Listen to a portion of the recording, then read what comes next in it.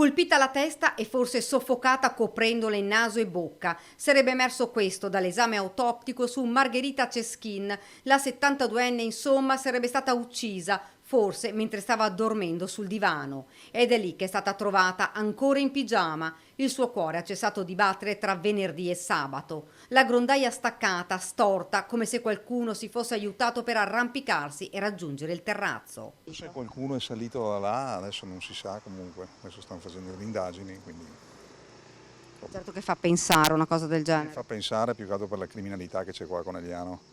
Paura un Beh, po'. sì, indubbiamente sì.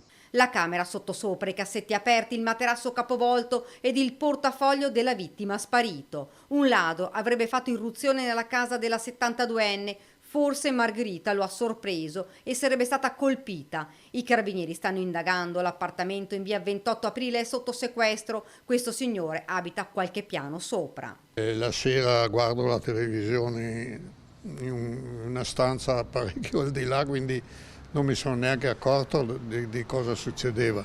Andando a letto ho sentito parlare sotto, ma c'erano già carabinieri, eccetera, quindi ormai era già successo quel che doveva succedere da parecchio, insomma. Margherita abitava da sola in questa casa. Venerdì aveva incontrato le amiche, poi era rientrata con la promessa di vedersi per una pizza il sabato sera, ma quell'appuntamento la 72enne non è mai arrivata. Ed è questo che ha fatto scattare l'allarme. Non vedendola, le amiche hanno provato a contattarla più volte. Poi si sono preoccupate, si sono rivolte ai familiari e ad un vicino che attraverso una scala è entrato nell'appartamento. Margherita era già morta. Nessuno avrebbe mai pensato ad un epilogo così drammatico. Le indagini serrate dei carabinieri alla ricerca del killer, sotto shock i residenti della palazzina che parlano della 72enne come una donna solare e tranquilla. Una persona tranquilla, sì sì, per carità, la vedevo sempre fuori qua nel terrazzo, purtroppo è andata così.